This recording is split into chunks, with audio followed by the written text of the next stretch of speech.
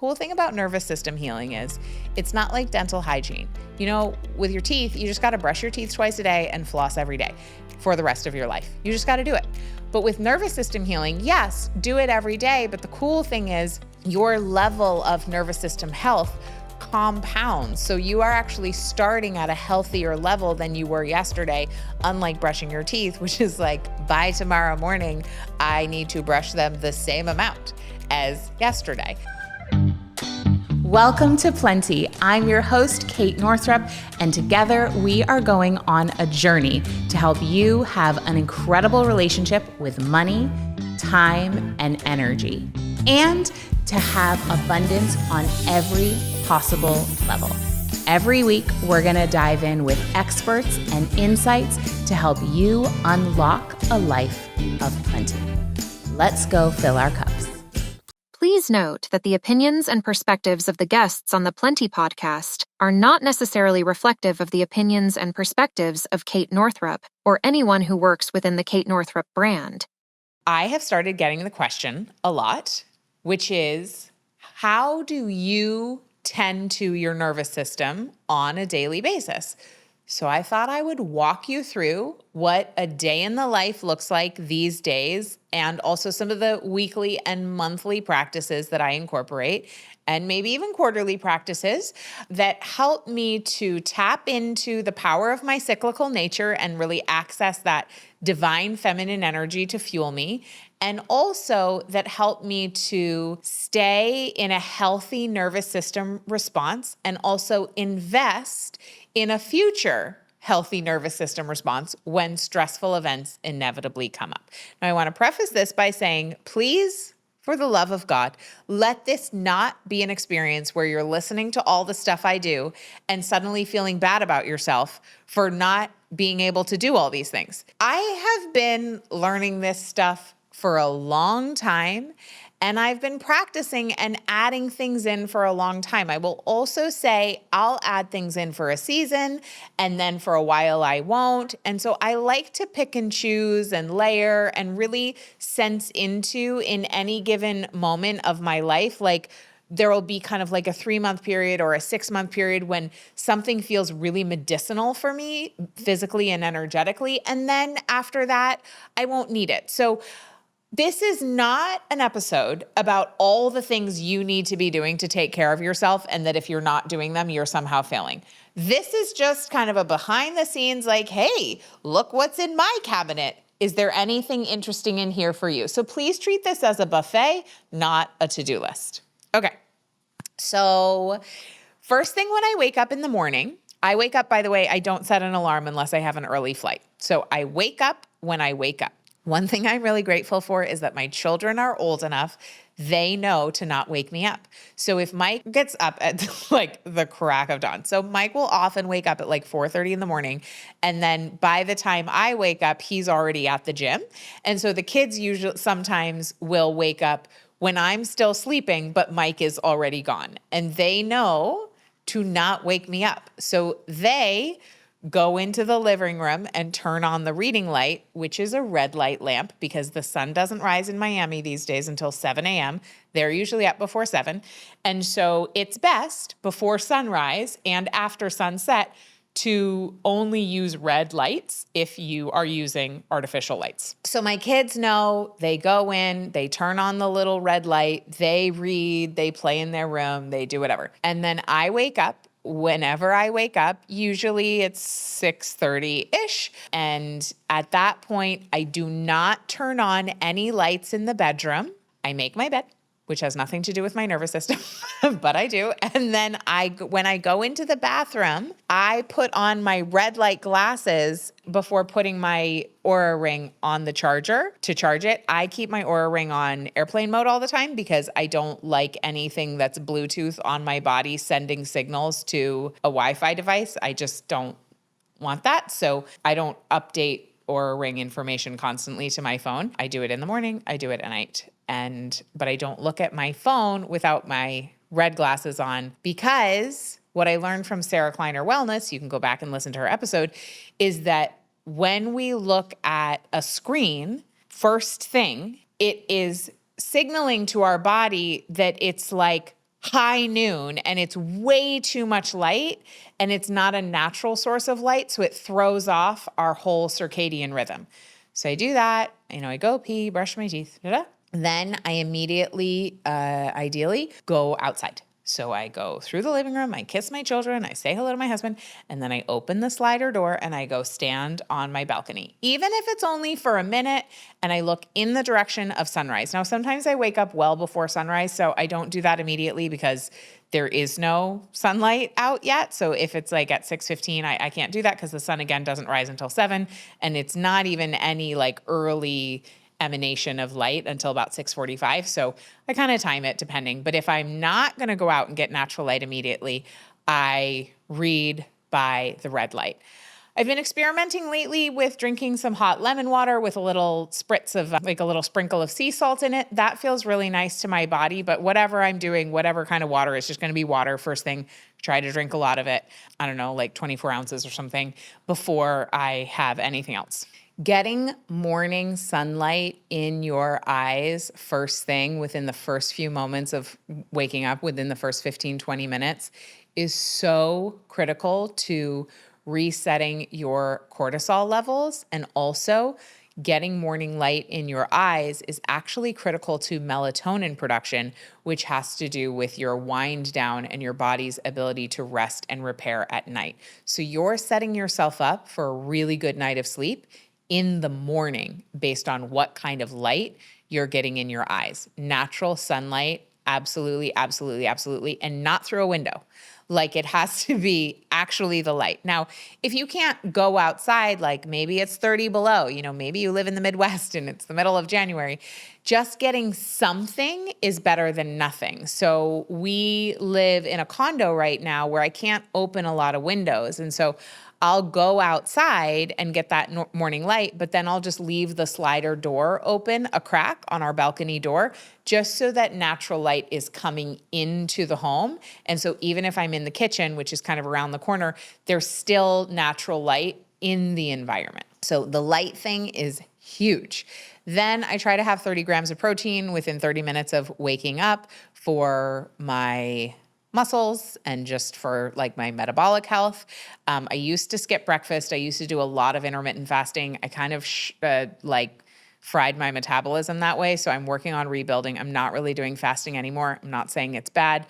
I'm just telling you, I used to do it a ton. It ended up kind of not being great for me for that long. I was fairly extreme with it. So I just eat breakfast and I try to wait 90 minutes to have coffee from the moment I wake up because of protecting my adrenal glands and because of wanting my body to kind of do its own thing to wake me up without jolting me awake. Some days though, I just really want coffee earlier, so I have it. But what I'm noticing is when I give myself more time to wake up, I feel naturally energized much more easily than if I'm using the synthetic energy of caffeine too close to the morning. But for sure, I need to have eaten something before I have my coffee, and it is protein-based. So that's kind of the morning. In the spin of that, just to be clear, I'm like tending to my children's needs and making them breakfast and like trying to fit in making myself breakfast and coffee in the mix. Mike and I alternate mornings where one or the other of us is the lead parent. So if it's one of my lead mornings, I'm all in going for it. If it's one of his lead mornings and I'm not taking a walk or haven't gone to the gym or something, I'm sort of spacing out and doing my own thing and knowing that he's on it. But like if it's me in the lead, one of the things that we're doing recently with our 6-year-old, who is incredibly aggravating to get to leave the house. She really takes her sweet time. And when I used to wear a CGI, a continuous glucose monitor, CGI is computer generated illustrations or something. Anyway, CGM. As a continuous glucose monitor, what I found is that I didn't get blood sugar spikes from food because I'm really good at eating for my blood sugar balance. I would get blood sugar spikes from stress. And the biggest times were in the morning getting my kids out the door and at night getting them in bed. So I know that those are going to be stressful times for me. And so one of the things that we've been doing, I'll just pass this along to any parents who also struggle with getting their kids out the door. we've started making Ruby a checklist because what was happening is we were like, have you brushed your teeth? Have you brushed your hair? Where are your socks? I've asked you to put on your socks 35 times. What are you doing? Where's your water bottle? All that stuff. And so she has started to read. She's in first grade now. And so we make her a little checklist every day: uniform, brush hair, brush teeth, make your bed, get your snacks, put your socks on, put your sneakers on, get your water bottle, get your sweatshirt. And she loves walking around with her checklist and checking off the items. It gives her a really nice sense of agency. And it's so much more calm for us because instead of needing to continue to remind her, this keeps her organized and she feels great about doing the checklist on her own. So that's like a little parenting tip, but also really excellent for my nervous system.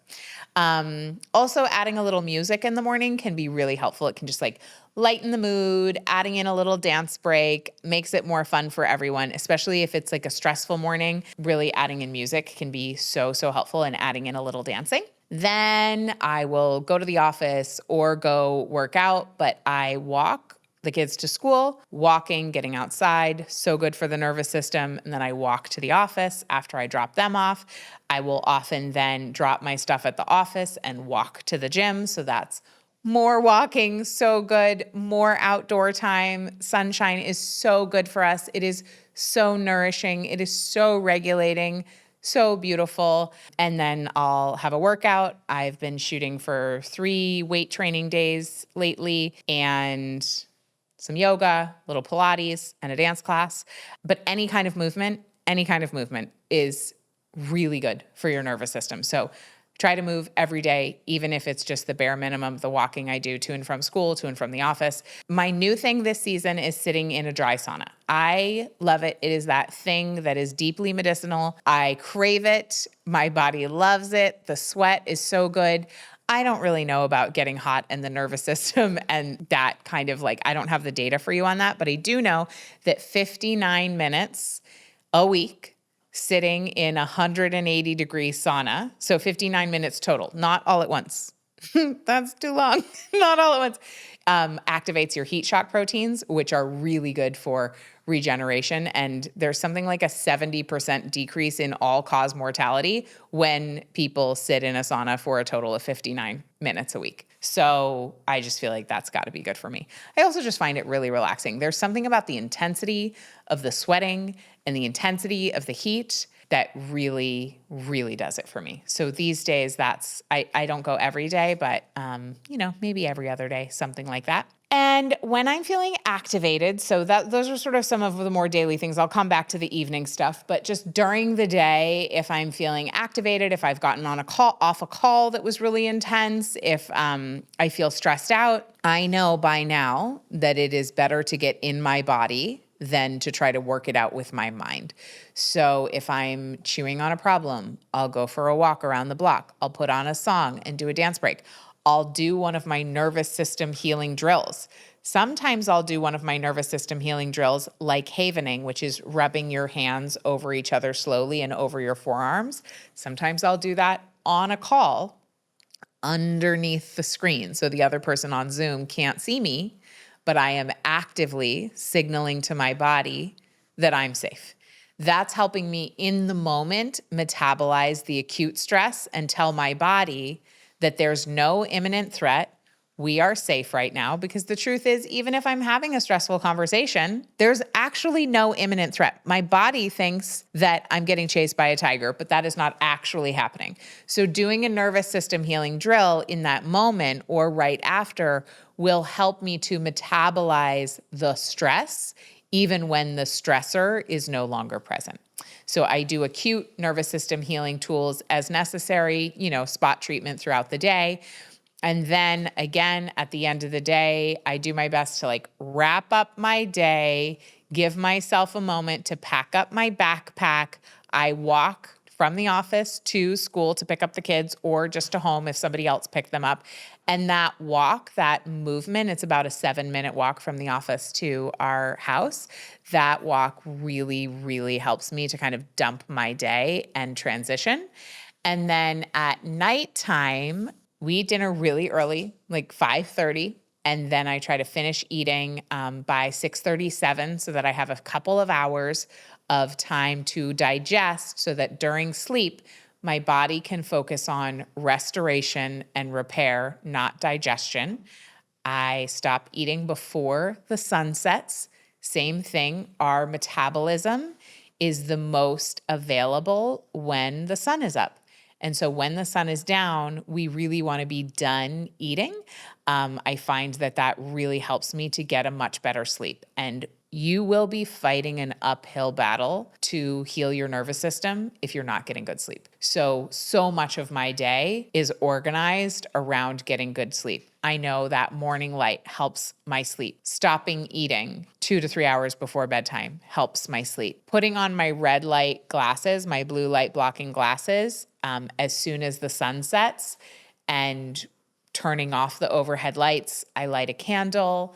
I put on that red reading lamp, and then Mike actually just got little red, it's like red transparency plastic that he cut and put over the lights under our, like on the overhead of our stove. You know how you can turn on the light over your stove? So now we actually have red light over our stove for at nighttime, so we can have a full red light living situation at night. And then if we're going to watch a show, I will often put on this mat that I got. It's like a amethyst, PEMF, infrared heat mat thing. It's the best. It feels amazing. And I can just feel it de-exciting my nervous system and down-regulating me.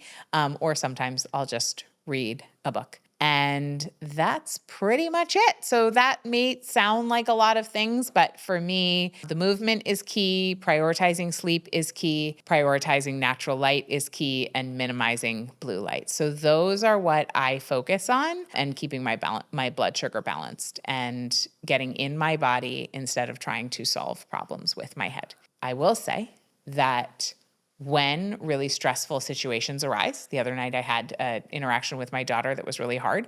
I felt incredibly stressed. She was wildly dysregulated. And as the parent, I know that my job is to be the thermostat. We cannot let our children be the thermostat. We can. It just doesn't work very well. If we want to have calm, healthy homes as much as possible. None of us is going to be perfect at this. I've screwed it up a million times, but I do my best to be the thermostat, so my kids can be the thermometer and switch and co-regulate to my nervous system regulation. That takes practice, and that takes the investment daily on relatively normal days that aren't particularly unusually stressful. I'm making deposits with all this stuff I do, so that on a day like the other day, when I was having a really hard time, I had a reserve to pull from. So luckily, I didn't snap at my daughter. I felt like I wanted to, but I didn't. I was able to come back to a state of regulation after taking a couple of breaks and allow my body to signal to her body that it was safe to let go, that it was safe to come back into her body. And we were able to sort of de-excite and unravel together and have her come back into regulation and presence by bedtime. And that was really hard, but it was very sweet. And then after that, I put on my blue light blocking glasses. I got on my heated amethyst, PEMF, whatever it's doing, magnetic mat, and I watched the Gilmore Girls, and I downregulated myself. So know that there are acute nervous system healing tools, and there are daily investments that we make that compound over time. The cool thing about nervous system healing is it's not like dental hygiene. You know, with your teeth, you just got to brush your teeth twice a day and floss every day for the rest of your life. You just got to do it. But with nervous system healing, yes, do it every day. But the cool thing is your level of nervous system health compounds. So you are actually starting at a healthier level than you were yesterday, unlike brushing your teeth, which is like, by tomorrow morning, I need to brush them the same amount as yesterday. So we're not starting at zero when it comes to our nervous system. And that is something that just feels so beautiful and actually not dissimilar to investing and using compounding interest with your money. You can also use this as compounding interest with your body and your nervous system. So that is my nervous system healing day. In a nutshell, that's what I do right now. I'm sure it'll change a little bit in 6 months, but pick and choose, grab one of those practices that sounds like it's going to be helpful for you, and I will see you next time. Thanks for listening. I'm getting at least one DM a week that says, when do the doors open for Relax Money again? I'm ready. Now, Relax Money is our signature neuroscience-backed methodology to help you get financially healthier. And we only open the doors one time a year for our live cohort. However, we are growing the wait list early.